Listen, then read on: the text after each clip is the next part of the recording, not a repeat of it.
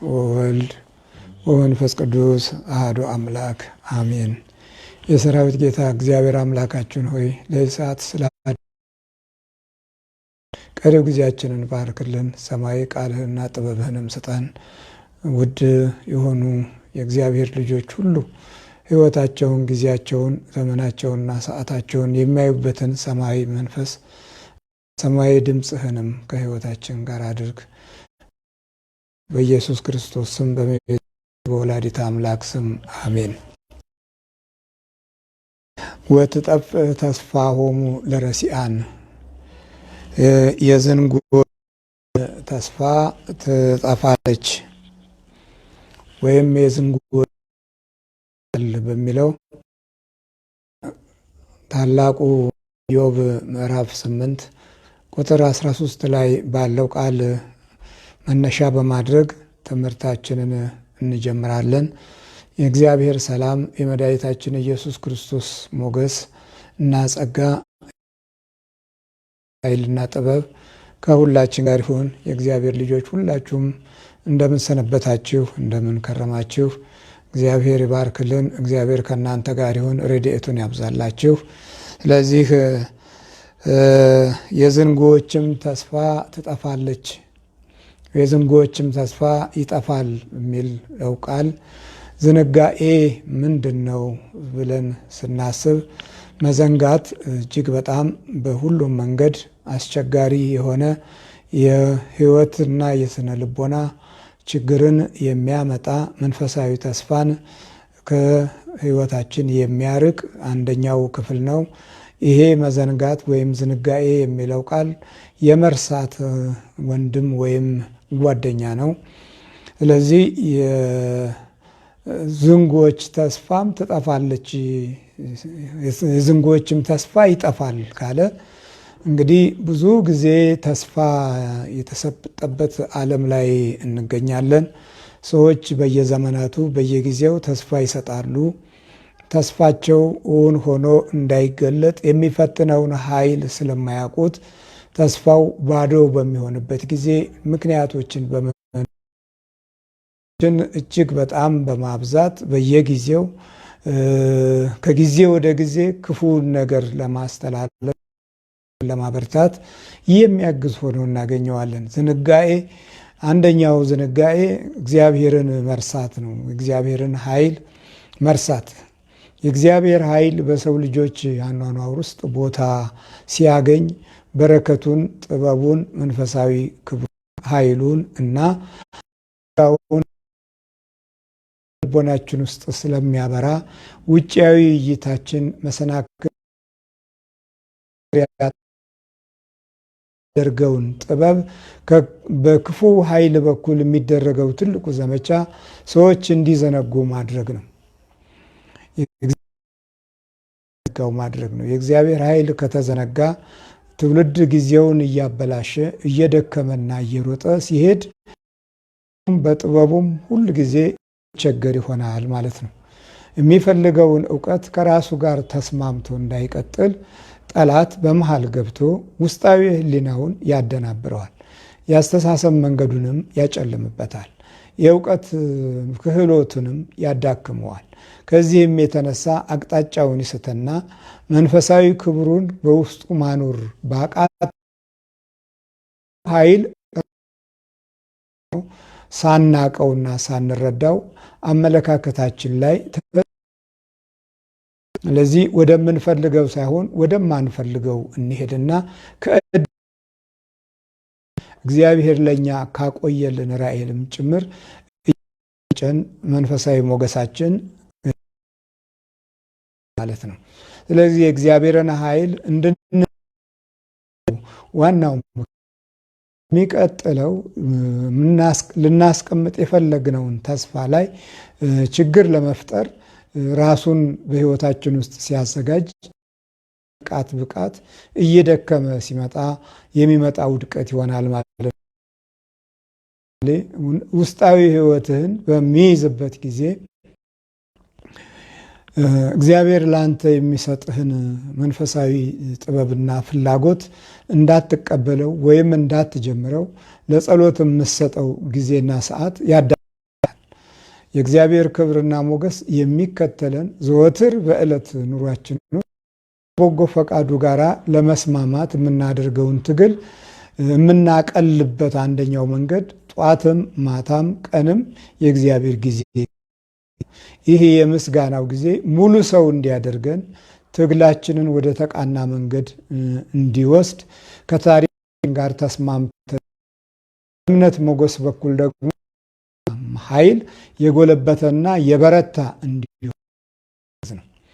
ስለዚህ ትልቁ የክፉ መንፈስ ፍላጎት በአኗኗራችን ላይ መንፈሳዊ ጸጋችንን መንፈሳዊ ጥበባችንን እንዳናገኘው መታገልና ውስጣችንን ማዘናጋት ነው። ለዚህ ኢዮብ የዝንጉ ተስፋ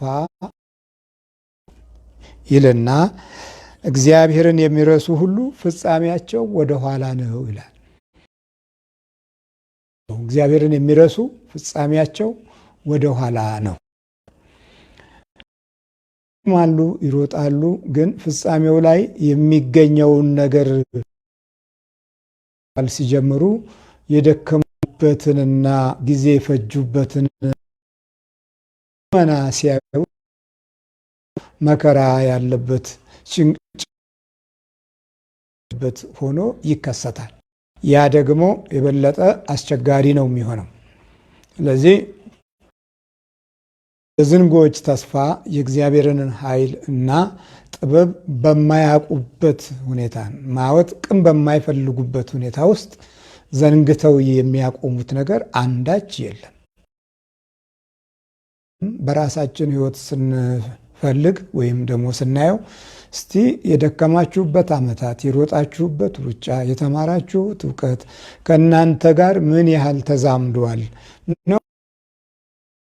አሊያም ደግሞ በፍልሚያ ነው የምንሆነው? እየደከምንና የጣርን ግቡ ላይ ያለን እውነት እጅግ በጣም የተዛመደ እናገኘዋለን። በየጋነው ነገር አለ። የዝንጎች ተስፋ የዝንጉም ሰው ተስፋ ይጠፋል። ተስፋ ተሰጥቶን የነበሩ ዓመታቶችን በእውነት ስናይ ከመሪዎቻችንም ከፍልስፍናውም ከርዕዮተ ዓለሙም ከጊዜውም ከዘመኑም ከትውልዱም ትምህርትና እውቀት ስናየው ተስፋዎቹ ተሟልተው ሲቆሙ አላገኘንም። ለጠ ምን እየመጣ መጣ? ዘንጋ ሁሌና ውስጥ የእግዚአብሔርን ብቻ አይደለም የራሳችንንም ነገር ሁሉ እንኳን እየረሳ ነው መተናል። አንዳንዶቻችን እድላችንን ረስተነዋል። አንዳንዶቻችን ተስፋችንን ረስተነዋል። ራሱ ህይወታችንን ረስተነው በተረሳ ህይወት እንንቀሳቀሳለን። አንዳንዶቻችን ችንንም ረስተነዋል። የመዘንጋትን ክፉ ዝንጋኤ የእውን እንዳይደርስ የሚደረገው ትግል ከክፉ መናፍስት ጋር መሆኑንም ራሱ አዘናግቶናል እና መዘንጋት እየጨመረ እየበረታ ሲመጣ እውነትን እናጣታለን። እውነት ትጠፋለች። አንድ ወቅት በዮሐንስ ወንጌል ምዕራፍ 8 ላይ እውነት ምንድን ነው ብሎ ሲጠይቅ እናገኘዋለን። እውነት ጠፍቶት እውነት ከሱ ውስጥ ስላለ ኢየሱስ ተወልጃለሁ ሲል እንዴ ምንድን ነው የምትለው? እውነት ምንድን ነው ነበር ያለው። እንግቶ የኖረ ንጉሥ ነው። ስለዚህ ውሳኔውም በራሱ ሕይወትና አቋም ክርስቶስ እንዲሰቀል አሳልፎ ሰጥቷል። ይሄ መዘንጋት ነው። የምንዘነጋው ነገር እየኖረ ስንሄድ ጠላታችን በአኗኗራችን ላይ እንዳንጠቀም ይታገላል። እውቀታችንን እስቲ እንፈልገው። እውቀታችን እግዚአብሔር አምላክ በልቦናችን ውስጥ አሳድሮት ለትውልድ እንዲደርስ ነው ወይ የተማርነው ብለን ስንፈልግ በእውነት አንድም ጊዜ ለትውልድ እንዲደርስ የተማርንበት ወቅት የለም። ምክንያቱም ለዕለት ለጊዜው የክፍል መሸጋገሪያ ለማድረግ ካልሆነ በስተቀረ ሰንብቶ በአኗኗራችን ውስጥ ተስፋ ይሆናል ብለን የምንጠብቀው በእውቀት ብዙ ጊዜ አልመጣ ስላለ ነው የተቸገረነውም የጎሰቆልነውም ቲዎሪውን ዓለምን በዛም ላይ ደግሞ ያንኑ እንኳ ወደ ተግባር እንዳንለውጠው ይሄ የምቀኛው ዓለም መንፈስ በአኗኗራችን ውስጥ ግርዶሹን ስላጠነከረ እውቀታችን ወደ ተፈለገው ግብ ደርሶ ከበጎነት ጋር ሊያገናኘን አልቻለም። ይሄ ትልቁ ውድቀት ነው። ለዚህ ነው የዝንጉ ሰው ተስፋ ይጠፋል ያለው እና በሚጠፋ ተስፋ ውስጥ እድሜ መጨረስ በራሱ አንድ ትልቁ ጉዳት ነው። በዚህ ጉዳት ውስጥ ነው ብዙዎቻችን ያለ ነው። ስለዚህ እውቀታችን ከትውልድ ወደ ትውልድ እንዲያልፍ የአምልኮት ኃይል መዝገብ ልቦናችን ውስጥ የሚያኖር አምላክ የመንፈስ ቅዱስ ኃይል በውስጣችን ኖሮ መዝገባችን ሰማያዊ ሆኖ የምድሩን ጥበብና ክህሎት ለማዳበር የሚያስችል ልዩ የሆነ ስጦታዎች ከእግዚአብሔር ነው የሚለቀቁት። ከእግዚአብሔር ሲለቀቅ እነ ጴጥሮስ የሰው ልጅ ውስጥ ድረስ በማየት መንፈሳዊ ሞገስን ተላብሰው ብዙ ሺህ ሕዝብ እንደለወጡ እንገነዘባለን። ያ የመንፈስ ቅዱስ አሰራር ነው። በዘመኑ የነበሩት ኃያላኖች ያልሰበሰቡትንና ያልለወጡትን ለመለወጥ የተጠቀሙበት ኃይል የመንፈስ ቅዱስ መሆኑን አንዘንጋ። ይህ የመንፈስ ቅዱስ ኃይል ደግሞ የአምልኮት ክብር ስትሰጡ ዕለት ዕለት መንበርከክን ስንጀምር የሚሰጠን ትልቅ የሰማይ አምላክ የእጁ በረከትና ለእኛ ለሚያሳየው ፍቅር መገለጫው ነው። ስለዚህ የዝንጉ ሰው ተስፋ ይጠፋል። የሚያጠፋበት ኃይል ከውስጡ ስላለ ማለት ነው። እና ብዙ ጊዜ ስንማር በእውቀታችን በኩል ውስጥ የተላለፈልን መልእክቶች አምላክ የለሽ ከመሆኑ ጋር ተያይዞ ያደረባቸውንም መንፈስ ለመውረስ ቶሎ እንድንቸኩል የሚገፋፋን አይነት የመናፍስት ጥላዎች ኑሯችን ውስጥ ዘልቀው ገብተዋል። ለምሳሌ ጥርጣሬን ለማዳበር የሚያስችል ፍልስፍና ወደ ሕይወታችን ሲገባ እንዲሁ ብቻ ቃሉና ንግግሩ ብቻ አይደለም የሚገባው፣ ያን የሚናገረው ሰው መንፈስም አብሮ ነው የሚገባው። ለምን? በመንፈስ ቅዱስ ሲነገር የመንፈስ ቅዱስ ኃይል ሰዎች ልቦና ውስጥ በቃሉ በኩል ይሰራል። ዲያብሎስም እንደዚሁ ለጥርጣሬም ለመዘንጋትም ነገሮችንና እውነቶችን ላለመለየት ሕይወታችንን በጎድን በኩል ለማስኬድ በጎን በኩል ለማሸሽ የሚጠቀምበትን ጥበብ ሲጠቀም የጥርጣሬን ጎዳና በአኗኗራችን ውስጥ እንዲበረታና ውስጣችን እንዲሰለጥን የሚያደርግበት ጥበብ አንዱ መናፍስታዊ ጥላ ሕይወታችንን ለመያዝ የሚያደርገው ሩጫ ነው። ይሄ ሩጫ ከተሰወሩ የመናፍስት ኃይል ጋራ የተያያዘ ነው እና ዛሬ ሰዎች ለበጎ ነገር ያላቸው ትጋት ደካማ የሆነው ስንጠላለፍ የቆየንበት ተስፋ እውን ለማይሆንና ለማይገለጥ ነገር እድሜ ጨርሰናል። ብዙ ዘመናቶችን በከንቱ አሳልፈናል። ያ ያሳለፍንበት ጊዜና ሁኔታ የማስተዋልና የማወቅ ክህሎቶቻችንን ወደ ውጭ ወጥተው መባረክ ላይ እንዲቆም ትግል ለማድረግ ይሄ ሁሉ ተካቶ መንፈሳዊ ጥበቦች በጎደለን መንገድ ውስጥ ተራምደናል እና ብዙዎቹ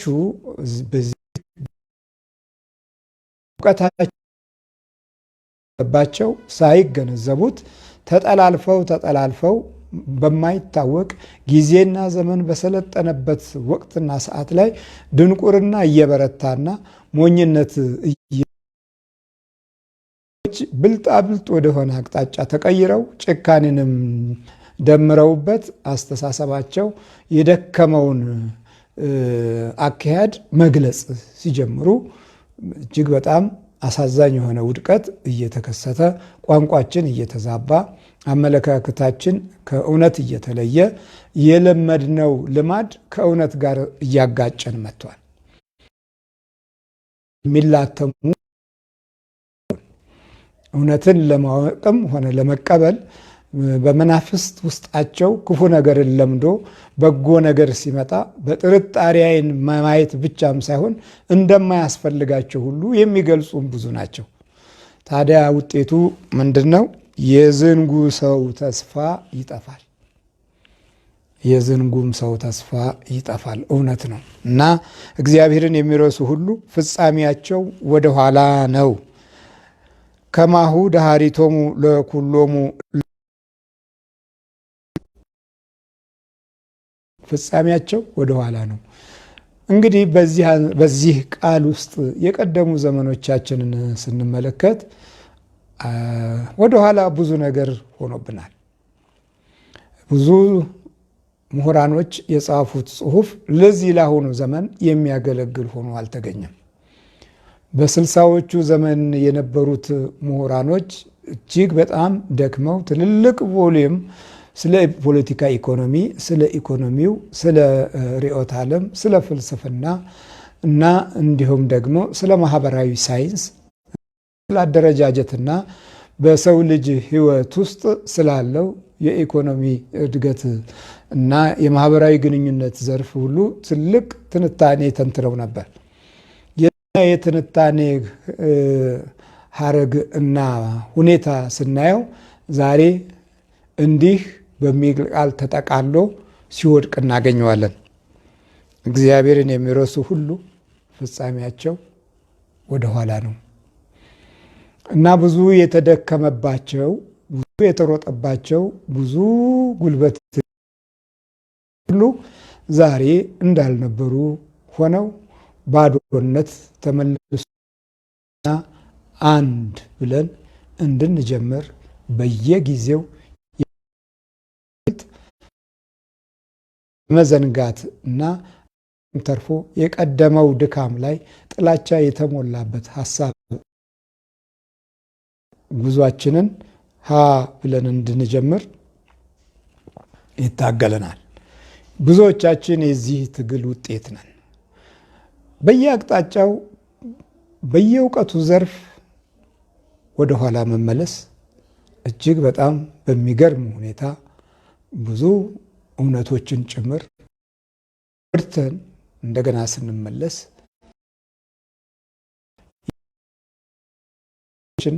ለትውልድ ስንሰጥ የተንከራተትን ወገን ሆነን በሁሉም መንገድ ነው የተንከራተት። ሀብታሙም በራሱ የሆነ አንክርት አለበት፣ ድህነትም በራሱ የሆነ አንክርት አለበት። ሁሉም ተንከራታች ሆኖ ዝንጋኤ ግን የህይወቷን ስውር ኃይል ባለቤት ሆኗል ሰው። ስለዚህ እግዚአብሔርን የሚረሱ ሁሉ ፍጻሜያቸው ነው። የዝንጉም ሰው ተስፋ እግዚአብሔር መርሳት ክብርን መርሳት ነው። እግዚአብሔርን መርሳት የጸጋና የሞገስ የምንታደልበት። ስለዚህ ብዙዎቻችሁ በዕለት ኑሯችሁ ውስጥ የአምልኮት ጊዜ ካጣችሁ ዝንጋኤ እየጨመረ የያዛችሁትን እየፈለጋችሁ የጨበጣችሁን እየጣላችሁ ያቀፈተናችሁ ሁሉ ነገር ከእጃችሁ የምታዩት እውነት ሆኖ እናገኘዋለን። እና ብዙ ትውልዳችን ያልገባው የመናፍስታዊ ጥላነት ድባቡና በባህሪያችን ላይ ያለው እንክፋት ለመግለጽ በሚያደርገው ጥረት ውስጥ እኛ ያለን ዝግጅት ያን ያህል ግልጽ በሆነ መንገድ ሊታየን አልቻለም። ይሄ ሌላው ትልቁ ጉዳታችን ነው። እየዘነጋን ስንመጣ ታሪክንም እንዘነጋለን። ታሪኮችን የቅዱሳን አባቶች ትግልን በየጊዜው ሕይወት ላይ የሚያደርሰውን ደባ፣ በአኗኗራችን ላይ የሚያመጣውን እንቅፋት ለማሰብ በምንፈልግበት ጊዜ ሐሳቡን ራሱ እንዴት እንደሚያጠፋብን በጣም ያልገባን ብዙዎች ነን። በመላው ዓለም የሚገኙ በትምህርት ደረጃ ሰዎች ብዙ ልጆች ሲያጠኑ ቆይተው በቃ ቶኛል ብለው ገና ማንቀላፋት ሲጀምሩ ያጠኑትን ጥናት ከውስጣቸው ሰርዞ ጧት ነገር ባዶ የሚሆንባቸው ጥቂት። አሁን ያጠቃቅ ስልቶቹ በሚከተሉት ነው። አንደኛው ያጠቃቅ ስልት ይጋብዝሃል ዝም ብለህ እንድትደክም፣ ስታጠናም እንድትደክም። አው ደከምክ፣ ጥሩ ነው መድከም። ይህንን ክፉ ጠላት ዘንግተዋል። ይሄ ምን ይባላል? ዝንጋኤ ወይም መርሳት። መዘንጋት የሚለው እያወቅከው እንዳላወቅከው መሆን፣ እየተረዳኸው እንዳልተረዳኸው መሆን፣ እያሰብከው እንዳላሰብከው መሆን፣ እየፈለገው እንደማ ይህንን መሆን የምታገኘው በተፈጥሮ ብቻ አይደለም። መናፍስታዊ ጥበቦች ከአንተ ሕይወት ጋር አለ የሚታገልህ ኃይል። ይሄ ኃይል ወይ ጊዜያዊ ወይ ቋሚ ነው። ጊዜያዊ ከሆነ አካባቢው ላይ ምን አይነት የመናፍስት ተንኮል እንዳለ ልታጠና ትችላለህ። ምንድን ነው በአካባቢው ላይ ምን ያህል ሰዎች ጋር ትገናኛለህ? ምን እነዚህ ሰዎች ባህሪያቸው፣ ጠባያቸው አመለኞች ናቸው? ሱሰኞች ናቸው? እንዴት ነው? ሆዳሞች ናቸው? የጊዜያዊ ጥቅም ፍላጎት ብቻ ነው? በባህሪያቸው ውስጥ እንዲህ አይነት መናፍስቶች ሊኖሩ እንደሚችሉ ግምት ውስጥ አስገብተህ እንዲህ አይነቶች መንፈስ በጌታዬ በኢየሱስ ክርስቶስ ስም ከኔ ራቅ፣ ከአካባቢውም ከስፍራውም እኔም ካለሁበት ቦታ ሁሉ እግዚአብሔር ቅዱስ መንፈስና ሁሉ አስወግድልኝ ብለህ መገሰጽንና ከህይወትህ አካባቢ ከስራህና ከድልህ አካባቢ ከተስፋህና ከራእይህ አካባቢ ለማስወገድ ሁልጊዜ መልመድን እዛን ጊዜ ከውጭም ይሆን ከውስጥ የሚጫጫንህ ደባች ኃይል ተጋራ ትግል ያደርጋል። በዚህ ጊዜ ነው እንግዲህ ሁኔታዎች እጅግ ወደ ተወሳሰቡ አቅጣጫ ሊመጡ የሚችሉት። በዚህ ጊዜ ግራ የማጋባትን ካንተ ጎዳና ጋር እንዳይገናኝ ያደርጋል። ከዛ በኋላ እንግዲህ ዝንጉንህ ማለት ነው። የዝንጉም ሰው ተስፋ ይጠፋል። እግዚአብሔርን የሚረሱ ሁሉ ፍጻሜያቸው ወደ ኋላ ነው እና አካባቢው ላይ ያለውን መንፈስ ግንዛቤ ውስጥ የማስገባት ጥበብ ሊኖረን ይገባል። እንዲህ አይነቱ አካሄድ እጅግ በጣም ከበጎነት ባሻገር ምስጢራዊ ሰውም ሊያደርግህ ይችላል። የእግዚአብሔር መንፈስ እንደው ዝም ብሎ ብቻ መነዳትና መሄድም አይደለም። የእግዚአብሔር መንፈስና ኃይል ጥበበኛ ሰው ያደርግሃል። የጥበብኝነትን ሞገስ የምትላበሰው ደግሞ እንደዚሁ በሆያ ሆየ መንገድ አይደለም። እየጸለይሽ እያመሰገነ የመናፍስቱን ርኩስ ኃይል ያካሄድ ጥበቡን እና የመጠጋት መንገዶቹን ሁሉ ለመለየት እድል ስለምታገኝ በዚህ ጊዜ ስትገጽጸው ከአንተ ጋር ትስማማለህ። ከነፍስና ከውስጥ ያለውና ጋር ትስማማለህ። ተፈጥሮአዊነትህን መንፈሳዊ በማድረግ የእግዚአብሔር ክብር የክርስቶስ የልጅነት ጸጋና ሞገስ ተካፋይ ትሆናለህ።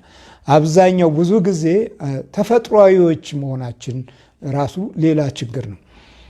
የመናፍስቱ ደባ እንዳለ ሆኖ ብቻ ተፈጥሮአዊ እንዲሁ ሰው መሆን ብቻ። አሁን ብዙ ሰው መሆን ብቻ ነው ችግሩ። ሰው ይሆናል፣ ሰው ብቻ ነው። ያ ሰውነቱ ለዕለት ጊዜ ለሚፈልገው ነው መስዋዕትነት የሚከፍለው። ለሆድ፣ ለመጠለያ፣ ለልብስ፣ ለጌጣጌጥ ከዛም በላይ ደግሞ ሆድን በተለያየ አይነት መንገድ ለመግለጽ መዝናናቱ ምን ማለቱ ያ ብቻ ተፈጥሯዊ ገጽታውም የሚያከብር አይነት ይሆንና በስነ ልቦና በኩል ሲፈለግ ግን ሁለንተናዊ ዝንጋኤ ያለበት ባዶነት የሞላበት ቀባጣሪ አይነት ሲሆን የእውነታው የሰብእና እውነታው በመንፈስ ቅዱስ ያልታገዘ መሆኑን በዛ እናገኘዋለን። እንዲህ አይነት ሰዎች ደግሞ የህይወት ጥላ ይሆናሉ። አንተ እግዚአብሔርን ካላመለክ መናፍስቱን የመገሰጽ ጠባይ ከሌለህ ከዋልክበት ውሎ ጋራ አብሮ ወደ ቤት የሚገባው ኃይል ያንተ መንገድና አካሄድ ለማጨለም የሚታገል የጨለማውን ነገር የምትገፋው ልክ እንደ ዳዊት እግዚአብሔር ብርሃኔና መድኃኒቴ ነው የሚያስፈራኝ ማን ነው ብለህ ለአምልኮ የምትሰጠው ጊዜና ሰዓት መናፍስቱ ደንግጦ ከአንተ ተለይቶ እንዲሸሽ ያደርገዋል። ስለዚህ የመዘንጋትን ክፉ ገጽታ የምናዳክመውና የምናስወግደው የምናባረርበት አንዱ መንገድ ዕለት ዕለት የጸሎትን ዋጋ ክብደት ስንሰጠው ነው። በአሁኑ ዘመን እጅግ ተማሩ የምንላቸው ሰዎች በብዙ መንገድ ሲዘላብዱና አቅጣጫ ስተው ዝም ብለው ሲያወሩ ስንሰማ ምን ያህል የእግዚአብሔር መንፈስ እንደተለያቸው እንረዳለን። እንደተለያቸውን የምንረዳ በየዘመኑ የሚያወሩት አንድ አይነት ነገር ነው። በየዘመኑ የሚያወሩት ምንም ለውጥ የሌለው ነገር ነው። በየጊዜው የሚነግሩን ምንም ሕይወታችንን ወደ እውቀት ወደ ስልጣኔው ዘመን እና ችግሮችን ለማቃለል ወደሚያስችል ጥበብ የሚሄድ አይደለም። ምንም ዝም ብሎ መለፍለፍ ብቻ የሆነበት ባህሪ የመጣው አንዱ እግዚአብሔርን የሚረሱ ሁሉ ፍጻሜያቸው ወደኋላ ነው።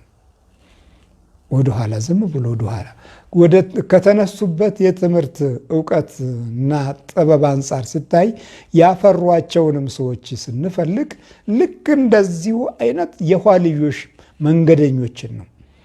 እንዲህ አይነቱን ነገር ለማወቅ ለማስተዋል የመንፈስ ሞገስ ያስፈልገናል። የመንፈስ ጥበብ ያስፈልገናል። የመንፈስ ኃይል ያስፈልገናል።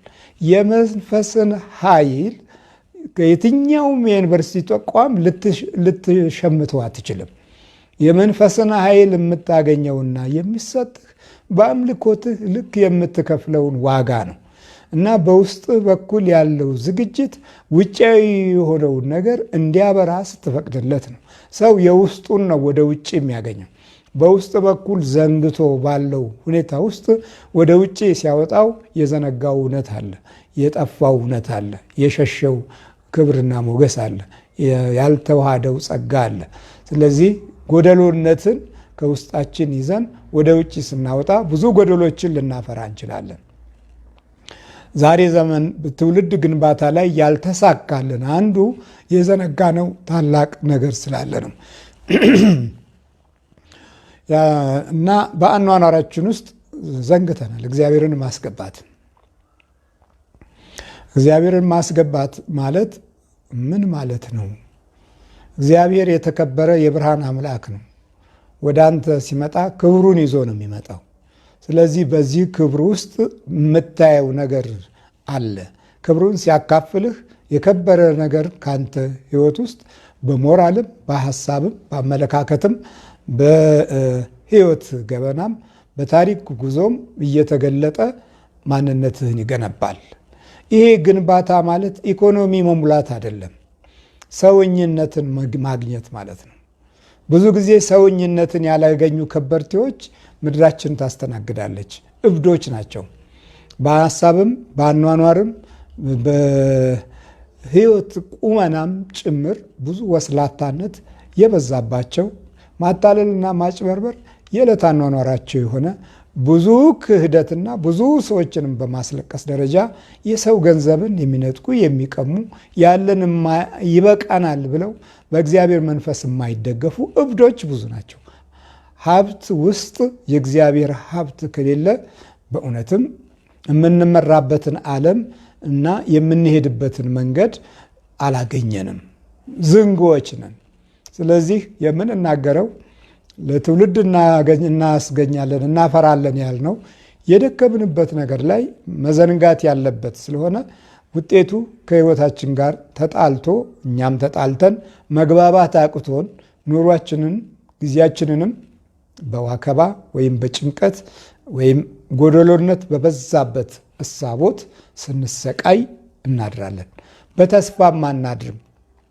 የጨለማውን ጊዜ ወይም ክፉውን ጊዜ ለማለፍም ያለን አቅም ደካማ ይሆንና ተስፋ ቆርጠን አእምሯችን ውስጥ መዛል ይበረታብናል። እግዚአብሔርን የሚረሱ ሁሉ ፍጻሜያቸው ወደኋላ ነው። ስለዚህ መርሳት እጅግ በጣም የዝንጋኤ አንዱ የሰው ልጅ ሕይወት ችግር ሆኗል። አሁን በመርሳት ጎዳና ውስጥ ብዙ ሰው እየተፈተነ ነው ያለው። እንዲህ ለዚህ የበቃ ነው ምክንያቱ ምንድን ነው? አብሮን ያላደገ ኃይል አለ። አብሮን እንዲያድግ መንገድ ያልሰጠነው ኃይል አለ። ያ ኃይል በአምልኮት የምናገኝበትን እውነተኛውን የእግዚአብሔርን መንፈስ ለመጎናጸፍ እድልን ስላልሰጠን ነው። እና በቤታችን ውስጥ የአምልኮት ጊዜን ለልጆች ስናካፍላቸው ልጆች እይታቸው የመንፈስ ቅዱስ እይታ ይሆናል፣ የበረከት እይታ ይሆናል። ክፉውንም ቶሎ ለመለየት ጥሩ አጋጣሚ ያገኛሉ። ውስጣቸው በስነ ልቦናቸው ውስጥ የእግዚአብሔር ዝግጅት ስላለ ቶሎ ይገባቸዋል። የማድመጥ ብቃታቸውም የዛኑ ያህል ኃያል ይሆናል። ወደ ውስጥ የሚያጠራቅሙት ብዙ ይሆናል። ወደ ውጭ ከሚያወጡት ይልቅ ወደ ውስጥ የሚሰበስቡትና የሚያከማቹት ክህሎት ከመንፈስ ቅዱስ ጋር መዝገባቸው ሰማያዊ ይሆናል። ከዛ በኋላ እውነት ላይም ሲቆሙ አይፈሩም። ዛሬ ብዙዎቻችን እውነትን እንፈራለን። ብዙዎቻችን የሆነ ቦታ ላይ ተንሸራተን እንመሳሰላለን። ጊዜውንና ዘመኑን ተደበላልቀን እናደበላልቀውና በኋላ ወደ እውነት ስንመለስ ስለሚያዳግተን ክፉም ጠላት በአሰራር ብልጠት ውስጥ ይሄንን አጎልብቶ በማንነታችን ላይ የሚተክለው ክፉ ስልጣን ይሆንና ውስጣችን ለክፉ ባለስልጣኖች እንድንሆን ያደርገናል። እና ምኞታችን ከምቀኝነት ጋር ይያያዛል፣ ከተንኮል ጋር ይያያዛል። አርቀንና በረጅሙ የምናስበው መልካሙን ሳይሆን ክፉን ይሆናል። እከሌ በዚህ አይነት ሊቀድመኝ አይደለም እንዴ ብለን ገና ሳይቀድመን ስለ መቅደም አስበን እንቅፋትና እሾህ ለመሆን ውስጣችንን ስናዘጋጅ ይሄ የበጎነት አይደለም። የዘነጋነው ታላቅ እውነት አለ። ያንን እውነት በአኗኗራችን ውስጥ እንዳይገለጥ ራሳችንም መንፈሳችንም ይታገልና ሁለት አጥፊዎች በአንድ አካል ውስጥ ይከሰታል። ይህንን ክስተት ለልጆቻችን ስናካፍል ደግሞ የባሰ የተደራረበ ችግር እና ግፍን፣ መሰሪነትን ለትውልድ እንደ ቅርስ የምናስተላልፍ እንሆናለን። ያልተጠነቀቅንበት ትልቁ አደጋ አንዱ እንዲህ አይነቱን ነገር ነው። ከዛ በኋላ ቡዳው ከገባ በኋላ አይወጣም። ለምንድን ነው የማይወጣው? ልምምድ አድርጓል። ማንነታችን ውስጥ ያለው መዝገብ ተካፍሏል። ምቀኛ ከሆን ምቀኝነትን አብሮ እያዳበረ ይቀመጣል። ተንኮለኛ ከሆን ተንኮልን እያዳበረ ይቀመጣል። መልካም መናገር የሚያቅተን ከሆነ ለክፉ ንግግር የተፈጠርን እስክንመስል ድረስ ቋንቋችንን ያከፈዋል። ስለዚህ መልካም ብንናገር እንኳ ውስጣችን ክፉ ሆኖ የመልካሙን አቅጣጫ እየጠመዘዘ ለሰላምታችን የሚመለሰው ምላሽ ኩርፊያ ይሆናል። ከክፉ መንፈስ ጋር እንደምናችሁ ብላችሁ የታባታችሁ ያልኩ ይመስላችኋል። ይሄን ያህል ነገሮች የተቀያየሩበት ዘመን ላይ አለን። የባል ድምፅ ተቀይሮ ለሚስት ይሰማል። የሚስት ድምፅ ለባል ተቀይሮ ይሰማል። እዚህ ሁኔታ ውስጥ እንድንደርስ የክፉ የዝንጋኤ ኃይል ጥበቡን እንዳንረዳው በብዙ መንገድ የተጎዳነን። አሁን ክፉውን ለምደው እንደምትመለከቱት አሁን እዚህ እንትን ላይ በዩቲዩብ ላይ አንደኛው ጣት ወደ ላይ ሲሆን አንደኛው ትልቁ ማለት ወፍራሙ ጣት ወደ ታች ነው። አንዱ ወደ ሲኦል ነው፣ አንዱ ወደ ሰማይ ነው። አንዱ ወደ ታች ነው፣ አንዱ ወደ ላይ ነው። ስለዚህ ወደ ታች ላይ ያንን በጎውን ነገር ወደ ታች ሲጠሉ ወደ ታች የእጃቸውን አሻራ እዛ ላይ ሲያደርጉት የማን ልጆች ይመስላችኋል? ሲኦላዊ የሆነ አስተሳሰብ እንዳላቸው ውድቀቱን የታችኛውን ክፍል አጋዥና ረዳት ማድረጋቸው መሆኑን እንኳ በዚህ በእንትኑ በቴክኖሎጂው ላይ እንኳ የጣታችን አሻራ ተመዝግቧል። የጣታችን ዋጋ ወደ ላይና ወደ ታች ዳውን። አንደኛው ወደ ላይ ነው እንግዲህ ኦን ነው። ይህንን ከፍታና ይህንን ዝቅታ በገዛ ሞባይላችን ውስጥ እንኳን ስናገኘው አስቡት። የሁለት ዓለም ፍርደኞች ነን፣ ለመልካምና ለክፉ፣ ለጨለማና ለብርሃን፣ ለጽድቅና ለኩነኔ፣ ለሞትና ለሕይወት። እነዚህ ሁለት ጥንድ ፍርዶች ለቀንና ለብርሃን ማለት ለብርሃንና ለጨለማ ለማታ። እነዚህ በሁለት ሕጎች ውስጥ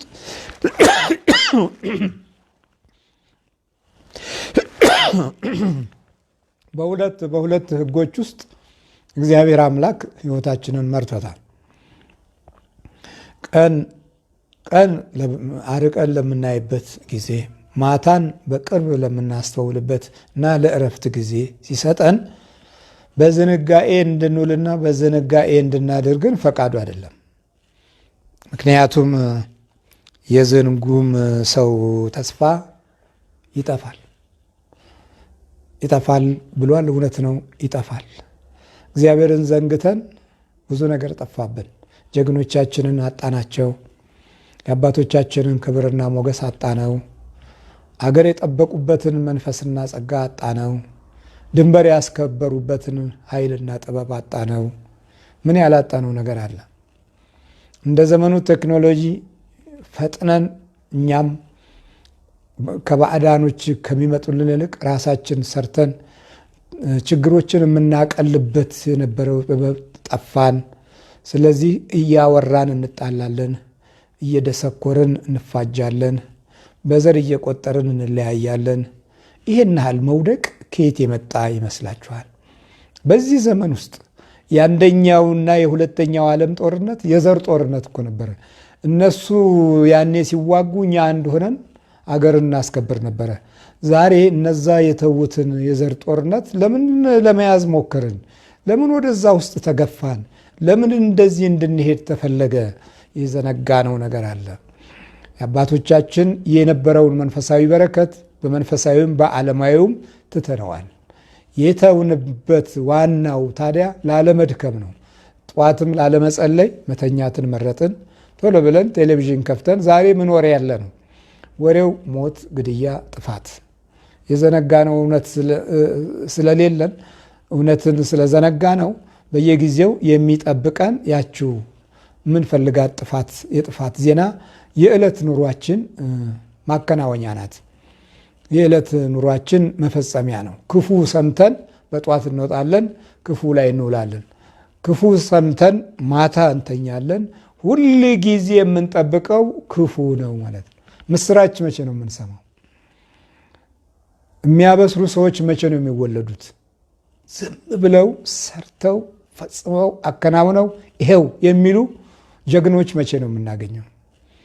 በቱሪናፋ አስተሳሰብ ብቻ ዝም ብለን ጊዜና ዘመንን ለሞት በቃ መጠበቅ፣ ሞትን መጠበቅ እስከ መቼ ድረስ ነው እንዲህ አይነት ጉዞ ውስጥ የምንገባው? የዘነጋነው እውነት አለ። ስለዚህ ልባችን የዘነጋነው ነገር እግዚአብሔር በልቦናችን ውስጥ እንዲያኖር አምላካችን ያስፈልገናል።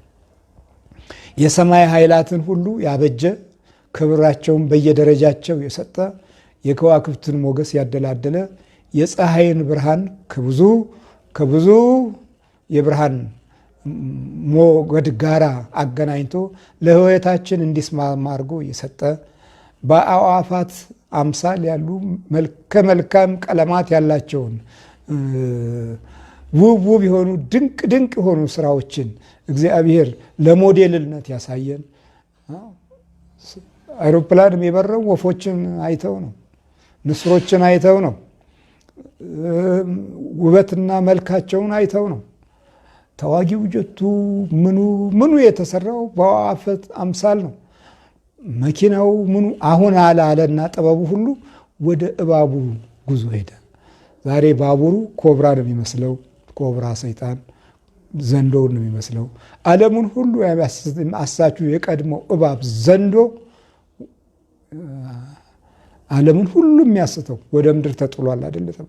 በፈቃደኝነት ቴክኖሎጂያችን ሁሉ ጭምር አሁን ወደዚህ ወደ እባቡ ዓለም አምልኮት ውስጥ የገባው ትውልድ በጣም እየበዛ ስለመጣ በእኛ አኗኗርና በእኛ አካሄድ ውስጥ ብዙ እውነቶችን ዘንግተናል። ያን የዘነጋነውን ዝንጋኤ ቴክኖሎጂው ራሱ ለሰይጣን እያደላ መጥቷል። እስቲ አንድ ወቅት ላይ በሄድኩበት ዓለማቶች ውስጥ አብዛኞቹ ባቡሮች የእባብ ቅርጽ የያዙ ናቸው። አሁን አዳዲስ መኪኖችም የእባብ ባህሪ እየያዙ መጥተዋል። ቀጣይ አይሮፕላኖችም እንደዚሁ የእባብ ቅርጽ ዘንዶውን፣ እባቡን የቀድሞ ይዘት እየያዘ መጥቷል። ስለዚህ መናፍስቱ ለራሱ ጥፋት ረጅም መንገድ እየሄደ ሲሰራ እኛ እግዚአብሔር አያስፈልገንም አለ። ብዙ ምሁራኖቻችን ክርስቲያን አይገልጹትም፣ አይፈለጉትም። ምክንያቱም የማይፈልጉበት ምክንያት የተቀየሱበት አካሄድና ያሉበት ገበና ከመንፈስ ቅዱስ ጋር ለመስራት ፈቃደኛ ባልሆነ ሕይወት ነው። አሁን አንዳንድ በጣም ምሁራን የተባሉ ሰዎች ከጀርባቸው የምታዩት አብዛኛው መጽሐፍ ነው። ጥሩ ነው፣ መጽሐፍ ቆንጆ ነው። መጽሐፍ ማንበብ ሙሉ ሰው ያደርጋል። ከመንፈስ ቅዱስ ጋር ከሆነ ነው ሙሉ የምትሆኑ። በውስጥ ያለው ጠላት ማትይዘው፣ ምክንያቱም በውስጥህ ወፈፍ የሚያደርግህ ኃይል አብሮሃል። ይህንን ከረሳኸው፣ ይህንን ከተውከው፣ አይ በሌላ አቅጣጫ ወይ አንተው ራስህ ሰይጣኑን የሚወክል ባህሪ ያለህ አሊያም ደግሞ ሰይጣኑ በአንተ ውክልና ውስጥ አብሮ ይሰራል። እንዲህ አይነትም አለ። ከሰይጣን እጅግ በጣም የከፉ በክህደት ኃይል ዲያብሎስ አምላክ ስሙን ላለመጥራት የሚጠነቀቁ እግዚአብሔር ብለው ክብሩንና መንፈሳዊ ሞገሱን በሕይወታቸውም በቤታቸውም በኑሯቸውም የከበረ ዋጋ እንዳሉም ለመግለጽ የማይፈልጉ ከክፉ ጋር ክህደታቸው እጅግ የተገለጠ ብዙዎች አሉ። አሁን የእስልምናውን ዓለም ስናይ አንድ የሆነ ምልክት ወይ ከኋላቸው ወይ ከፊታቸው አለ፣ የእግዚአብሔርን ነገር የሚናገር። እኛ የእግዚአብሔርን ነገር የሚናገር ነገር እግዚአብሔር ኃይል የለም፣ ስዕሉንም የለም በትም የለም። የሚኖረው ምንድን ነው? የተለያየ አይነት ዓለም ያበደበት በፍልስፍና ደንቁሮ የጠፋበት በአካሄድ የቲዮሪው መንገድ ያልተገለጠ አውርተው በትውልድ ያፈሩበት ብዙ ነገር አለ እና እነዛ ተቆልለው ብዙ መጽሐፍቶች እናገኛለን። ያ ተደርድሮ የሚገለጸው ገለጻ የምሁርነት መገለጫ ብቻ ነው ወይ ብለን ስናስብ ብዙ እናወራለን። ለትውልዱ መንገዶች ይሄ ነው እንላለን፣ ግን አንዱም ቦታ አይታ። ምክንያቱም እንዲህ የሚለውን የኢዮብን ቃል አስታውሱ። እግዚአብሔርን የሚረሱ ሁሉ ፍጻሜያቸው ወደ ኋላ ነው።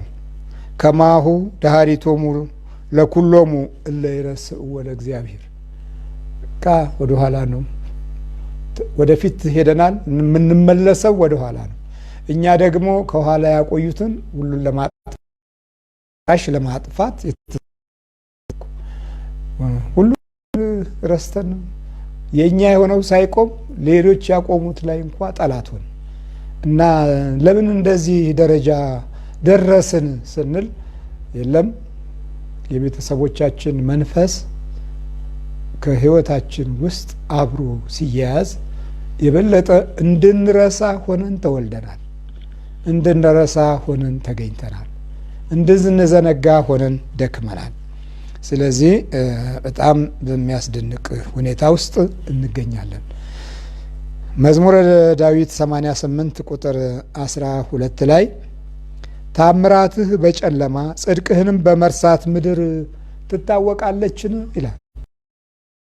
የእግዚአብሔርን ክብር ለማባት ጊዜ አላገኘንም። የማዳኑን እድል አላገኘንም። ለመመልከት ብዙዎቹ ህይወታቸውም እውቀታቸውም አልፈቀደላቸውም። ስለዚህ ታምራትህን በጨለማ ጽድቅህን በመርሳት ምድር ትታወቃለች። የመርሳት ምድሯ ሁሉ ትረሳ። ስለዚህ ድንቅ ድንቅ የሆኑ ስራዎች ሁሉ ምድሪቱ ረስታለች ማለቱ ነው። የእግዚአብሔር የሆነው ነገር ሁሉ በቀንም ቢሆን የጨለመበት ትውልድ ይሆናል ማለት ነው እና በዚህ አይነት የጥፋት መንገድ ውስጥ እንድንገባ የእግዚአብሔር ፈቃድ አይደለም፣ የእግዚአብሔርም ኃይል አይደለም። ስለዚህ አንድ ወቅት ላይ እግዚአብሔር ክብርና ጥበብ እምቢ ሲል የሚመጣውን ክስተት ሲናገር ታላቁ መጽሐፍ ቅዱስ ብዙ የሆኑ ነገሮችን እንድናስተውል ይረዳናል።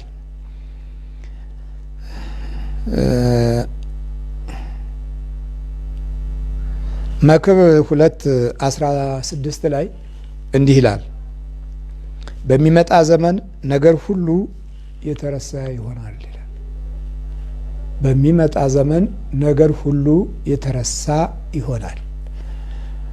የምንረሳው መጀመሪያ እግዚአብሔር ለኛ ያለውን ኃይል ነው። ቅድም ብያቸዋል። እግዚአብሔር ለኛ ያለው ኃይል ምንድን ነው? የእግዚአብሔር ኃይል ምን ያደርግሃል? በጠላቶችህ ፊት ሞገስ ይሰጣል። የእግዚአብሔር ኃይል እንዴት ይገኛል? ዕለት ዕለት ለአምልኮት የምትሰጠው መንፈሳዊ ጊዜ 10 ደቂቃም 20 ደቂቃም ግማሽ ሰዓትም ለእግዚአብሔር የሰጠው ጊዜ እግዚአብሔር ላንተ የሚሰጠው ነገር ጊዜ ብቻ አይደለም፣ ኃይልም ነው። ኃይልም ይሰጣል። ያ ኃይል ዳዊት የእግዚአብሔርን ኃይል ስለያዘ ጎልያድን በወንጭፍ አሸነፈ። ኤልያስ የእግዚአብሔርን ኃይል ስለያዘ ሰማያት ለ3 ዓመት እንዳይዘንብ ዝናብ አቆመ ነው። የጣዖት ትውልድ በእግዚአብሔር ኃይልና ጥበብ መጋቢነት ጠግቦ ጣዖትን አመለኩ። ሁሉም ጣዖት አምላኪ ሲሆኑ እህሉም ለጣዖት፣ ትውልዱም ለጣዖት፣ ሕፃኑም ለጣዖት፣ ሁሉም ለጣዖት ሲሆን ኤልያስ ብቻ ቀረ። እኔ ብቻ ቀረሁ እኮ ሁሉም ጣዖት አምላኪ ሆነ። አይ 7000 ሰዎች አሉኝ፣ ግን ሆኖም ግን አንተ የምትለው ምንድን ነው? አይ ጠግቧል ህዝቡ። ስለዚህ ረሃብ ይሆን ዘንድ እግዚአብሔር ሆይ የዝናሙን የደመናውን ክብር አቁም አለው። ደመናው ክብሩን ሲያጣ ደመና ብቻ ሆነ። ውሃ ማዘል፣ ውሃ ተሸክሞ መምጣት 3 ዓመት ሙሉ ረሃብን እንዲበዛ ያደረገው የኤልያስ መንበርከክና በጉልበት ውስጥ ተደፍቶ መጸለይ የእግዚአብሔር ኃይል ነበረ። ያ የእግዚአብሔር ኃይል አብርሃም አገኘ።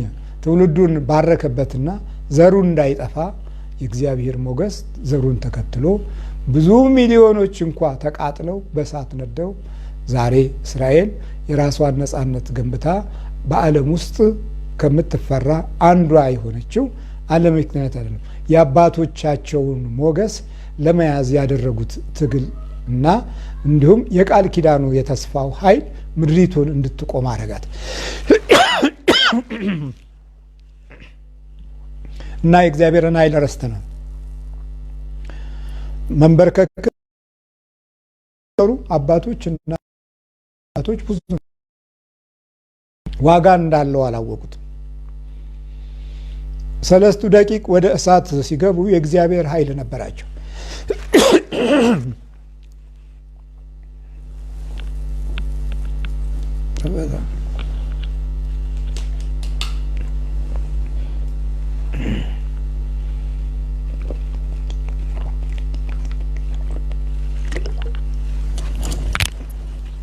እሺ የእግዚአብሔር ልጆች እንግዲህ ያው ጉሮሮም ይደርቃል እንደምትመለከቱት አስቸጋሪ ነው።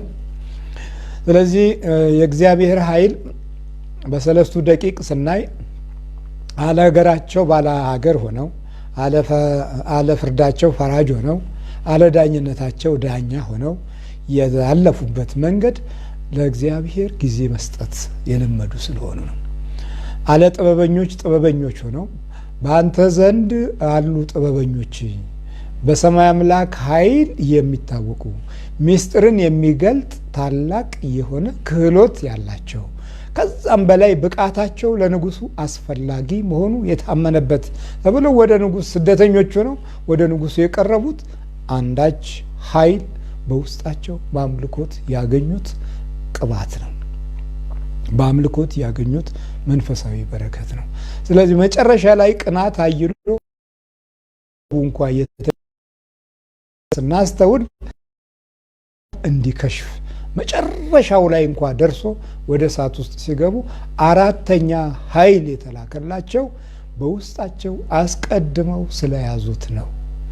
አስቀድመው ስለተጠነቀቁለት ነው። አስቀድመው በውስጣቸው ስላኖሩት ነው። ወደ እሳት ሲገቡ አራቱ ነው።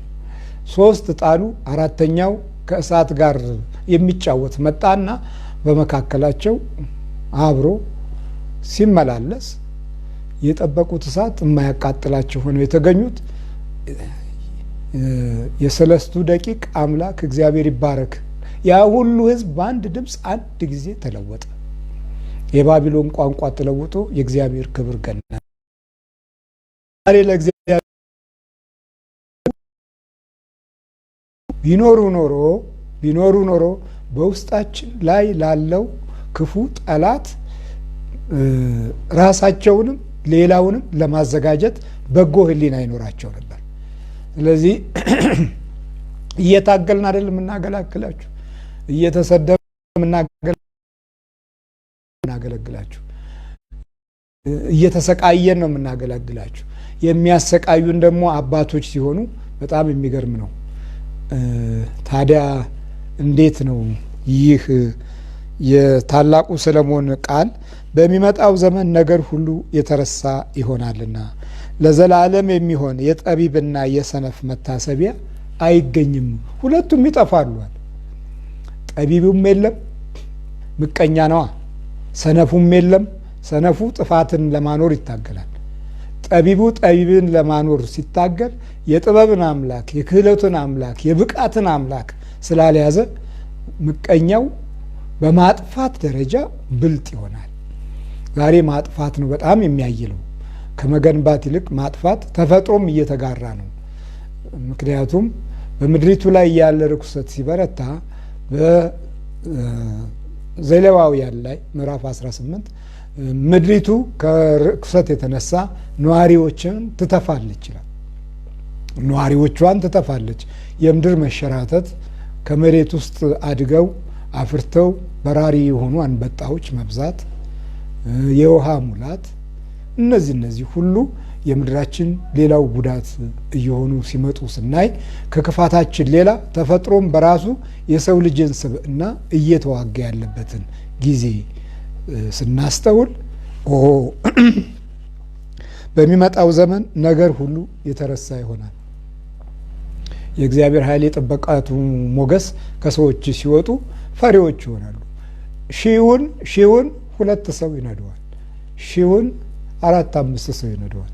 ድንጋይ እየጨበጡ ልጆች አይደል እንዴ መከራ ያሳዩን። ታዲያ ይሄ ምን ይመስላችኋል? የጸጋና የሞገስ ውጤት ነው?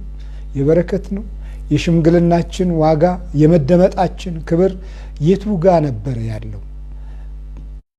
ጠንቋዮችንም አስማተኞችንም መተተኞችንም መናፍስታዊ ኃይል ያላቸውንም ብናሰልፍ ምን ብንል መደመጥ እኮ አልተቻለም። እግዚአብሔር ክብሩን ሲያነሳ እውነት የሆነውን ነገር ከማንነታችን ላይ ስናስወግድ እንዲህ አይነት ትልልቅ ጉስቁልናዎች እድላችን ይሆናሉ። ታዲያ ምን ሆነ? የጠቢቡም የሰነፉ መታሰቢያ የለም። ዛሬ ታዲያ ሐውልቶች የሚፈርሱት ምንድን ለቆየው ነገር ይህ ምንድን ነው ተብሎ ጥያቄ የማን ነው እንዳይባል አይደለም የሚፈርሰው፣ የነከሌ ነው እንዳይባል አይደለም እናፈርሰው። ስለዚህ አፈረስን፣ ያቆምነው ነገር የለም። የጠቢቡም መታሰቢያ የለም፣ ምንም የለም። በዚህ ደረጃ ደግሞ እኛ ነን ይኸው ትልልቅ አባቶቻችን ያቆሙት እየፈረሰ ነው እያልን እንጮኻለን። አንድ ጊዜ እንኳ በራሳችን ለማቆም የምናደርገው መንፈሳዊ ጥረት የለም። ሊፈርስ ነው በየዘመኑ እንዲህ ያለው ገዳማችን ሊፈርስ ነው፣ እንዲህ ያለው ደብራችን ሊፈርስ ነው ሁልጊዜ ነው። እዚህ ለዘላለም የሚሆን የጠቢብና የሰነፍ መታሰቢያ አይገኝም። አይ ጉድ! ጠቢብ ከሰነፍ ጋር እንዴት ይሞታል ብሎ ራሱን ይዞ ሲጮህ ነው የምናገኘው ሰለሞን። ጠቢብ ከሰነፍ ጋር እንዴት ይሞታል? በዚህ ፋይዳ ውስጥ ያልተተገበሩ እቅዶች ነበሩ። የቀደሙ አባቶቻችን ብዙ እቅድ አውጥተው ነበር። ማህበራዊ ህይወትን ለማበልጸግ፣ ምድሪቱን የከበረች ለማድረግ፣ አኗኗራችንን ወደ ከፍታ ለማውጣት፣ ኢኮኖሚያችንን ከዓለም እኩል ቢያንስ አብልጦ ቢበዛ አብልጦ ቢያንስ እኩል የምንሆንበትን ደረጃ ለመቀየስ ብዙ አውጥተዋል፣ ብዙ አቅደዋል። ግን የዘነጉት ነገር አለ። እግዚአብሔርንና ኃይሉን ክብሩንና ሞገሱን በእውቀታቸው ውስጥ ቦታ አልሰጡትም። ከዚህ መማር ካልቻልን አሁን ደግሞ የቀጣዩ ትውልድ ዋጋ ድንቁርናን የበለጠ የሚያበዛበት ኃይል ውስጡ ተሸክሟል። ልጆቻችሁ አቃተን የሚሉት ነገር በጣም ይበዛል። አልቻልኩትም የሚሉት ነገር ይበዛል። አጥንቼው ጠፋኝ የሚሉት ነገር ይበዛል። ተምሬው ግን ልተገብረው አልችልም። የማይተገበር ትምህርት እድሜህን እየፈጀህበት በኋላስ ቆመ ብለህ ስታየው ስራ ላይ አይደለህም፣ እውቀቱ ላይ አይደለህም፣ ጥበቡ ላይ አይደለህም፣ ክህሎቱ ላይ አይደለህም፣ ብቃቱ ላይ አይደለህም። የተማርከውና የምትኖረው እየተጋጨብህ ዝንጉ ነህ። በቃ ውጤቱ መጨረሻ ላይ መርሳት ነው። የደከምክበትን ትረሳዋለህ፣ የጣርከውን ትረሳዋለህ፣ የጻፍከውን ያከማቸውን ትረሳዋለህ፣ የተሰጠህን ትረሳዋለህ። በሚመጣው ዘመን ነገር ሁሉ የተረሳ ይሆናል። 3 ደቂቅ በባዕዳን ሀገር ውስጥ የነዛን ሀብትና ስልጣን ማዕረግና ከፍታ ለመካፈል አይደለም የሄዱት፣ ተሰደው ነው የሄዱት።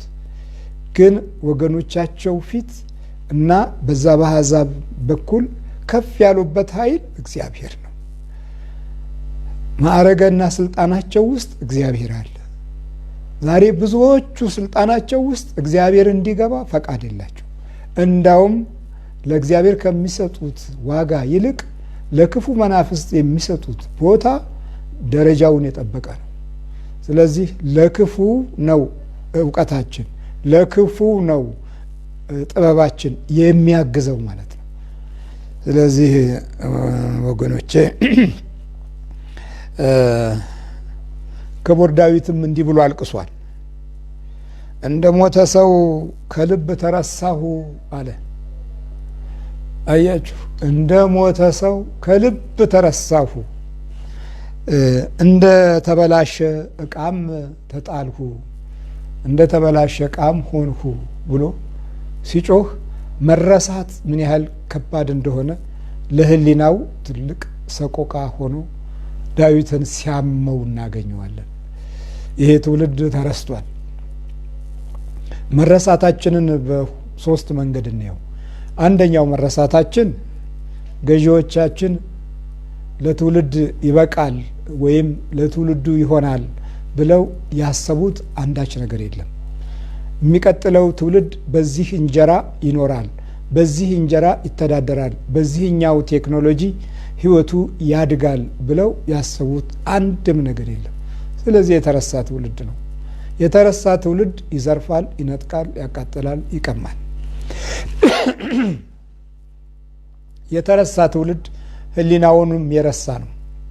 የተረሳ ትውልድ ስነ ልቦናና የእውቀት ጥበቡ ሁሉ የማይተረጎምና የማይፈጸም ስለሆነ የራሱን የሆነ ጊዜያዊ ነገር የሚፈልግ ነው።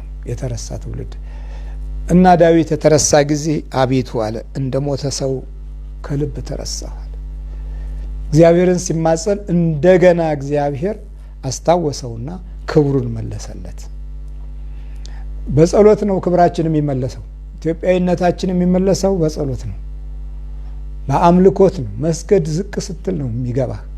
ይሄ ተንጠራርቶ ላይ ወጥቶ ያበጠ ልብና ሕሊና በስጋዊ እውቀት ብቻ ብንንጠራራ የትም ቦታ ላይ ግብ የሌለው የኩራት ጊዜያችንን በዳፍንታዊ የሆነ አስተሳሰባችን ብቻ የምናሳልፍ የኩፈሳ ምሁርነት የትም ቦታ አያደርሰንም። ለራሴ ብቻ ተምሬያለሁ ብለን እናታችንን ከጓዳ የማያወጣ ወደ ሳሎን የማያደርስ ሁል ጊዜ ድካማቸውን ለማቃለል የማይችል ገበሬውን ቀንበር ከመሸከም የማያድን መደብ ላይ ከመተኛት የማያስጥል ምሁርነት ምንድን ነው? በወገን ላይ ብትኮራ፣ ብታብጥ፣ ብትበላ፣ ብትጠጣ፣ ብትወፍር ምን ዋጋ አለው? ትርጉም የለውም፣ ዋጋም የለውም። እውቀት ዝም ብለህ ለሀገርና ለወገን ለትውልድ ሊያልፍ የሚችል ነገር ስታስቀምጥ ነው። ነጮቹ ያስቀመጡትን አይደለ እንደ እናንተ ውጭ ሀገር ያላችሁ ወንድሞቻችን የምትደጎሙት ለትውልድ ብለው ያስቀመጡት አይደለም። ዛሬ የሚያስቀምጥልን የለም። በዚች በምስኪን ሀገር እዳውም ተበድሮም ተነጥቆም ተቀምቶም እንደገና ወደ ቅሚያ የሚሄድ እንጂ ለነገ የሚቀመጥ የለንም። ክብራችን ለነገ ባዶ ነው። ስለዚህ ድሆች ነን። በመሆኑም የዕለት እንጀራ ፍለጋ አሳ ይበላናል፣ ዘንዶ ሻርክ ይነክሰናል፣ በየባህሩ ኩላሊታችን ይወሰዳል። እንዲህ የሆነው ለነገ ለማሰብ እድሉን ያላገኙ የነገውን የረሱ ሰዎች ስለበዙብን ነው። የመሪነት ብቃታቸው አምላክ የለሽ ሆኖ ክፋትንና ተንኮልን ሴራንና ፖለቲካዊ የሆነ ግፈኝነትን ለማኖር ትግል ሲያደርጉ ደም የተቀባ ሕሊናና አእምሮ ስላላቸው በዚህ ምክንያት መልካም የሆነና በጎ የሆነውን ረስተውታል እና ሁሉ ነገር በቃ የወደቀብን እንድንሆን በተፈጥሮ ሁኔታችን ውስጥ የቀደሙ የአባቶቻችን ሞገስና ጸጋ ለቀጣይ ትውልድ የምናስብበትና የምንከፍለውን ዋጋ አስቀድመን አላዘጋጀነውም። ስለዚህ ውድቀት በረታ፣ ትውልዳችን ባዶ ነው። ቁጭ ብሎ ገራባ ሲያኝክ ይውላል፣ ጫት ሲቆረጥም ይውላል፣ ሀሽሽ ጋንጃ ሲስብ ይውላል። የመበላሸት አደጋውን የጨመርንለት ለነገ የሚሆነው ነገር ስለዘረፍነው ነው፣ ስለነጠቅነው ነው፣ ስለቀማነው ነው። ስለዚህ አያደምጠንም። መደማመጥ የለም፣ መዋደድ የለም፣ መፋቀር የለም፣ መፋጀት ነው። የነገን ያጣ ስለሆነ ዛሬ ያለውን ለማውደም ትግል ቢያደርግ የሚያስገርም አይደለም። ስለ ነገው ዝግጅት የማድረግን ጥበብ አላስተማር ነው። እስራኤላውያን ስለ ነገ እየሰሩ ነው። ከሀገራችን የሄዱት አይሁዶች ስለ ነገ ተሰርቶላቸው ነው የተወሰዱት። ስለ ነገው ነው።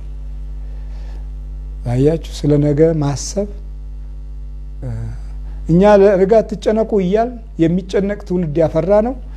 ጭንቀትን ከመለኮታዊ ኃይል ጋር ለማገናዘብ ባለመቻላችን ነው እና እንደ ሞተ ሰው ከልብ ተረሳሁ፣ እንደ ተበላሸ ዕቃም ሆንሁ በማለት እሪ ብሎ ሲጮህ ክቡር ዳዊት እናገኘዋለን።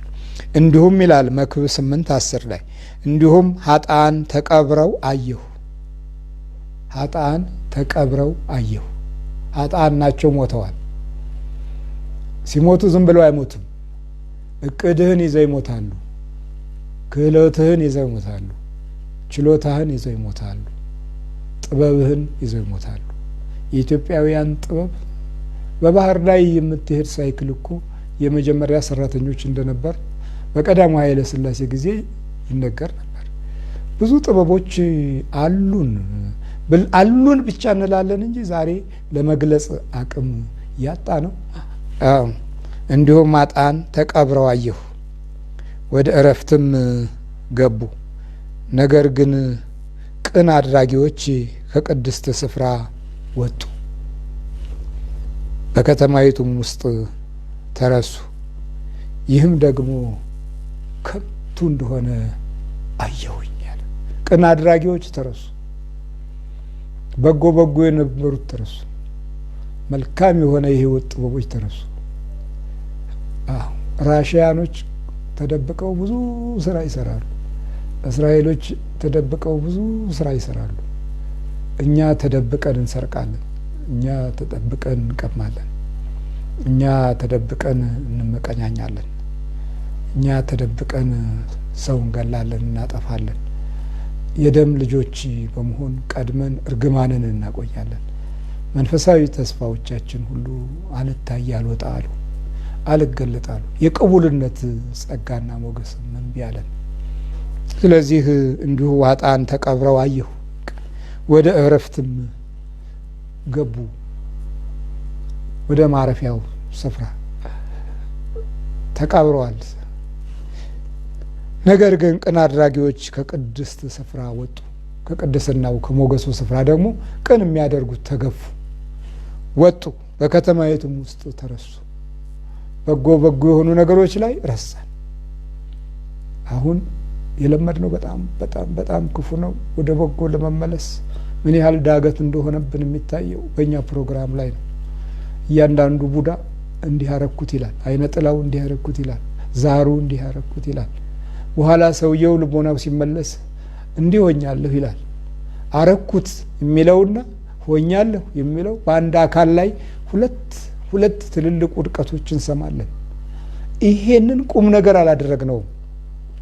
እይታችን ከመለኮታዊ ባህሪ የራቀ ፈላስፋዎች ስለሆነን፣ ስለዚህ ነገሮች ሁሉ የተረሱ ይሆናሉ። እውነት ነው። አንተም የተረሳ ይሆናል። እውነት ነው። እንደኛው ማለት እንደዚህኛው ዘመን የጮሁ ፖለቲከኞች ነበሩ እኮ በጣም እውነት መስሏቸው። አሁን ቆም ብለው ሲያዩ ለራሳቸው ይገርማቸዋል። እንዲህ ነበር እንደ ድካማችን ይላሉ። አንዳንዶቹ ከንጹህ ሕሊና እያፈሩበት ነው። አንዳንዶቹ ደግሞ የለም ይሄ የዓለሙ አካሄድ የርዕዮተ ዓለሙ ሁኔታ ገጽታ መለዋወጥ በለውጥ ሂደት ውስጥ ሁል ጊዜ ተቃርኖ አለ ብለው ለቅራኔ አጋዦች ናቸው።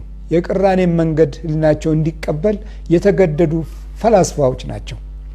አዎ ዲያብሎስ የተቃራኒዎች አባት ነው። የሽረት ሕግ እውን ያደረገው ክፉ ጠላት ዲያብሎስ ነው። ሁልጊዜ መሻር ከሆነ ያንተንም ሕይወት እውነትህንም በጎነትህንም ቅንነትህንም ሰላምህንም ጽድቅህንም ብርሃንህንም ሽሮት ወደ ጨለማ ለውጦታል ማለት ነው። የምናድገው ወደ ጨለማው ነው። ስለዚህ ወገኖቼ እግዚአብሔር አምላክ በአምልኮት ውስጥ በሚገኝ ተስፋ ራእያችንንና የቀጣይ የህይወታችን ኃይል እግዚአብሔር እንዲሆን አምልኮታችሁን አታቋርጡ፣ ይህንን ጠላታችሁን ገስጹ። ሌሊትም ቀንም ስነ ልቦናችን ላይ ሊጽፍ የሚፈልገውን ክፉ አገዛዙን ከውስጣችን ለማራቅ በእግዚአብሔር አምላክ ብርሃን መንበርከክን አንተው፣ መስገድን አንተው። ከዛ በኋላ ትውልዳችን ህይወታችንን ብቻ ሳይሆን ድምፃችንንም ያከብረዋል፣ ያደምጠዋል። የማድመጫው ኃይል መንፈስ ቅዱስ ነው። 3000 አይደለም አንድ ጊዜ ጴጥሮስ ከጽርሐ ጽዮን መንፈስ ቅዱስ መሞላት በኋላ አንዴ ሲናገር የለወጠው። ቅዱስ ጳውሎስ ከተማውን አይደል ያናወጠው፣ የጣዖቱን ከተማ እጅግ የአርጤምስን ከተማ ግሪክን በአንድ ጊዜ አይደለም የለወጠው። ዛሬ ጳውሎስ የደከመበት ግሪክ አብዛኛው ቤተ መቅደሶች በንጹሐን አባቶች ዘመንና ጊዜ የተሰሩት ምሳሌ ሆነው ቆሞ የለም። ቫቲካንን ሮምን ዛሬ ያጥለቀለቀው ጴጥሮስና ጳውሎስ አይደሉም? የነሱ መንፈስና ክብር በድምፃቸው ውስጥ እግዚአብሔር ስለሰራ ነው። ስታመልኩ እግዚአብሔር አብሯችሁ ይናገራል። ስትሰግዱ እግዚአብሔር አብሯችሁ ይገልጻል። ለትውልዱ የሚሆን ፍሬ ሀሳብ ማቆየት ትችላላችሁ። ይሄው ከሃዲ ፖለቲከኞች ያዳበሩት ትውልድ ሌባ አይደለ የሆነው? ቀማኛ አይደለ የሆነው? ነጣቂ አይደለም የሆነው? ምንድነው የሆነው? እስቲ በ60ዎቹ ዘመን የነበረው ርዕዮተ ዓለም በየበረሃው የወደቀ ትውልድ አይደል ያፈራ ነው። እርስ በርስ ሲባላና ሲናከስ ቆይቶ ደግሞ ይመጣል የተባለው ተስፋ መለያየት አይደል የሆነው። ኤርትራውያን ወንድሞቻችን ምንድነው በህይወታቸው ውስጥ ያለውን ችግር ስናይ ጉስቁልናው፣ ውጣ ውረዱ፣ ድህነቱ፣ ችግሩ፣ በየቦታ ያለው ነገር ውጭ ያሉትም ሲልኩ ዓለም ሲከስር ውድቀቱ እንደገና ሲበረታ እየደከሙ ሲሄዱ አሁን እነሱ ራሳቸው ጥሮተኛ እየሆኑ ነው። ይሄኛው ትውልድ ደግሞ እነዛ የሚልኩትን ይበላበታል፣ ይጠጣበታል፣ ይጨፍርበታል። እነዛ ደክመው ይልቃሉ። እዚህ ገራባ ጫቱንም ሽሻውንም ዝም ብሎ ሲጎሰጉሱ ነው የምናያቸው፣ ጸጉራቸውን አንጨምረው። የሰው ድካም የማይገባው ትውልድ ያፈራ ነው። ድምጾቻችን ውስጥ መልካም የሆነ የእግዚአብሔር ኃይል እምቢ ስላለ ነው። ስለዚህ የዘነጋነው ነገር አምልኮትን ነው። የዘነጋነው ነገር የእግዚአብሔር አምላክ ሰማያዊ ክብርን ነው። የዘነጋነው ነገር የእግዚአብሔርን ኃይል ነው። ያ ኃይል ወደ ውጪ ሲወጣ የሚወጣው ልቦና ውስጥ የሚያድር ነው። ያ ኃይል ወደ ውስጥ ሲገባ ከውስጥ በኩል ተዋጊውን አባሮ አንተን ውጊያ አስተምሮ ውጭ ያለውን ደግሞ ውጊያ እንድማር የሚያደርግ የእግዚአብሔር ስጦታ ነው። እግዚአብሔር ሰጠን የምንለው ገንዘብ፣ ወርቅ፣ ብር፣ ቤት፣ አልማዝ፣ እንቁ አይደለም እኮ። እግዚአብሔር የሚሰጥህ ሰውኝነትን እንድታገኘው ማድረግ ነው። ሰውኝነት ከጠፋ በእውነት ምንሰራው ምንሮጥበት ምንደክምበት ነገር ሁሉ ከንቱ ነው። ይኸው አሜሪካ ያላችሁ እህቶቻችን ወንድሞች፣ በአውሮፓ በውጭው ዓለም በአብዛኛው ያለው ሰውኝነት እኮ እየጠፋን ነው የምንጨቃጨቀው። ሰውኝነት እየጠፋን እኮ ነው የምንቃዣው። ሰውኝነት እየጠፋን እኮ ነው መደማመጥ ያቃተን። ሰይጣን አብሮ ይናገራል፣ አይነ ጥለው አብሮ ይናገራል። ስለዚህ ድምጻችን ይለወጣል። ለክብር የሚሆን ዋጋ ያለው ቃል ከውስጣችን አልወጣ የሚለው የዘነጋነው ነገር አለ። የዘነጋነው ለእግዚአብሔር ጊዜ፣ ቦታ፣ ሰዓት መስጠት ነው። ይሄ እኮ ስራን ያሻሽለዋል፣ ያበረተዋል እንጂ ስራን እንድንቀንስ አይደለም። የምትሰራው ስራ ላይ ኃይል ይኖርሃል። የምትሰራው ስራ ላይ ማስተዋል ይኖርሃል። አይነ ጥላው እንደ ልቡ አይገዛህም። የምታየውን ነገር ለውጦ አያሳይህም። አሁን ብዙ ሰዎች መኪና እየነዱ መኪናው ይለወጥባቸዋል፣ መሪው ይለወጥባቸዋል፣ እየነዱ ቦታው ይለወጥባቸዋል። ይሄ ጠላት በማንነታችን ላይ መስራት ስለጀመረ ነው። እና አምልኮት አታቋርጡ፣ ጸሎት በርቱ፣ ከክፉ ወሬ እና ጊዜ ራቁ። ብዙ ጊዜ ለወሬ ቦታ አትስጡ። ሐሜትን አትለማመዱ። ነገርን ጠብን አትለማመዱ። ከጠብ ሽሹ። ጠብ የሚርቅበትን መንገድ ግለጹ። ከዛ በኋላ እግዚአብሔር ከእናንተ ጋር ይሆናል። የክርስቶስን መስቀል ስናስብ እመቤታችን ኢየሱስ ክርስቶስን እናስባለን። ታላቅ ዮሐንስን እናስባለን። የወረሳትን ሞገስ እመቤታችንን እናስባለን። እነሆ እናትህ እነሆ ልጅህ ያለው የመስቀሉ ኃይልና ጥበብ የአንገታችን ማህተም ብቻ ሳይሆን የልበናችንም ማህተም እንዲሆን መታገል አለብን። መስቀል ያሰሩ ጨካኞች አያስፈልጉንም። መስቀል ያሰሩ በጎዎች ነው የሚያስፈልጉን። ስለዚህ መስቀላችንን የክርስቶስ ኃይልና ጥበብ ያለበት እንዲሆን የዕለት አምልኮታችንን አናቋርጥ። ሰላም እግዚአብሔር ከክርስቶስ ስጋና ደም ከሞገሱ ጋራ በሕይወታችን ውስጥ የተገለጠ እንዲሆን ቅዱስ ፈቃድ ይሆንልን። መልካም የመስቀል በዓል፣ መልካም የተስፋና የራእይ ዘመን እግዚአብሔር ያድርግልን። እግዚአብሔር ባርካችሁ። እግዚአብሔር ከእናንተ ጋር ይሁን። ንቁ ኦርቶዶክስ ተዋሕዶ የጸሎትና የንስሐ መርከብ።